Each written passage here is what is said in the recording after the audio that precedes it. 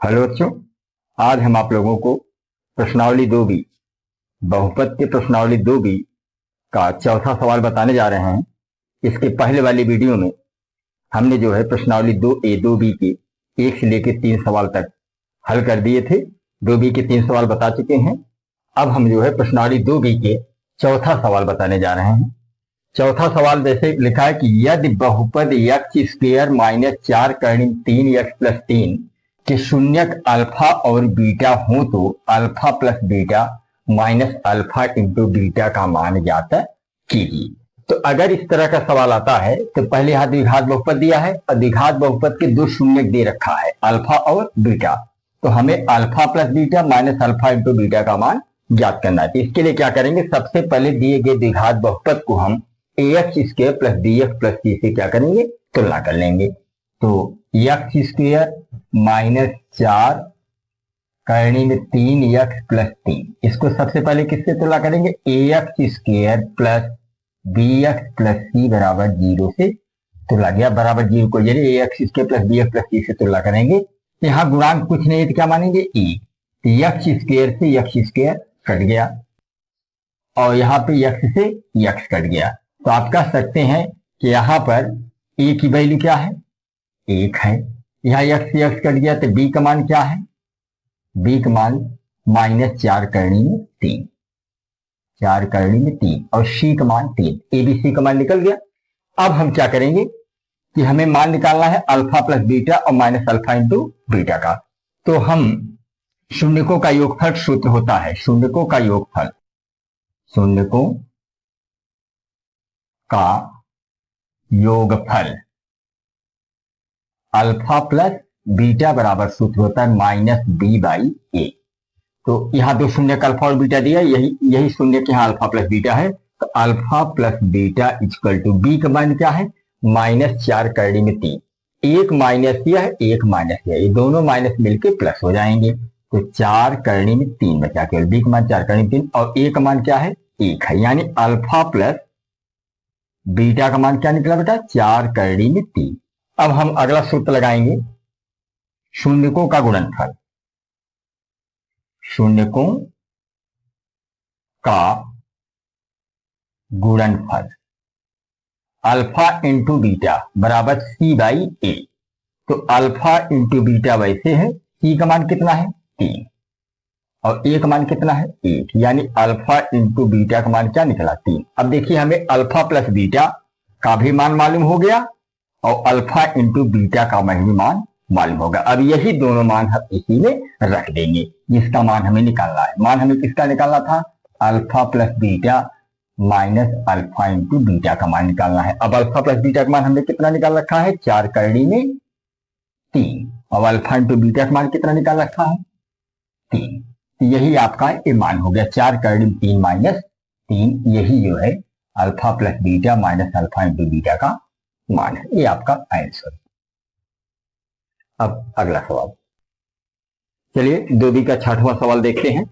2B 6वां सवाल कह रहा है कि यदि बहुपद 3x square plus 11x minus 4 के शून्यक m तथा n है तो m अपान n प्लस n अपान m का मान ज्ञात कीजिए। तो चूंकि इस द्विघात बहुपद के 2 शून्यक दिए हैं m और n, तो इसका मान हमें ज्ञात करना है। तो इसके लिए क्या करेंगे बेटा, सबसे पहले इस द्विघात समीकरण को 3x square plus 11x minus 4, इसको सबसे पहले क्या करेंगे, ax square plus bx plus c से क्या करेंगे, तुलना कर लेंगे। जब तुलना करेंगे, ये सूत्र है, इससे तुलना करेंगे तो यहाँ पे x स्क्वायर से x स्क्वायर कट गया तो a का मान 3 हुआ, x से x कट गया तो b का मान 11 हुआ और c का मान माइनस 4 हुआ। अब abc का मान निकल गया। अब abc का मान निकल गया तो चूंकि यहाँ पर शून्य की m और n है तो यहाँ पर शून्यकों का योगफल, शून्यकों का योगफल। तो जहां हम अल्फा प्लस बीटा लेते थे बेटा, अब वह अल्फा प्लस बीटा का हम क्या ले लेंगे, m प्लस n ले लेंगे। m plus n equal to minus b by 1। तो m प्लस n बराबर क्या हुआ, m plus n equal to b का मान क्या है 11, तो -11 और ए का मान कितना है 3, यानी m प्लस n का मान कितना निकला 11/3। अब अगला जो सूत्र है, जो अगला सूत्र, ये भी सूत्र है, देखिए एक सूत्र इसका और है। वो सूत्र क्या है, शून्यकों का गुणनफल। शून्यकों का गुणनफल अल्फा इंटू बीटा बराबर C/A। तो C का मान क्या है, C का मान इसमें -4 है, तो यहां पर अल्फा प्लस बीटा का सम क्या लिख देंगे, m into n। m into n बराबर C का मान क्या है -4 और a का मान क्या है 3, यानी m इंटू n का मान कितना निकला -4/3 और m प्लस n का मान कितना निकला -11/3। अब यही दोनों मान हम इसी में रखेंगे। तो आपका किसका मान निकालना है, m अपान n प्लस n अपान m का मान निकालना। तो सबसे पहले क्या करेंगे, इसमें हम एलसीएम ले लेंगे, m इंटू n एलसीएम लेंगे तो m का गुणा m में करेंगे m² प्लस n का गुणा n में करेंगे n²। तो यानी हमें मान निकालना है m² प्लस n² बटे m इंटू n। अब m² प्लस n² अपान m इंटू n। अब इसका मान ज्ञात करने के लिए क्या करेंगे, हम इसमें जो है m² प्लस n² बटे m इंटू n है। अब इसको m प्लस n के रूप में बनाने के लिए क्या करेंगे, इसमें हम 2mn जोड़ देंगे और 2mn घटा देंगे तो मान में कोई अंतर नहीं आएगा। अब इसमें देखिए a² प्लस b² प्लस 2 इतने के बराबर आप लिख सकते हैं m प्लस n का whole square minus 2m into n की अपान m इंटू n की। अब देखिए इसमें a plus B whole square लगाएंगे तो वही आएगा a² plus b² plus 2ab के अनुसार हो जाएगा a² माने m², b² माने n² प्लस 2ab माने 2m इंटू n की, -2m।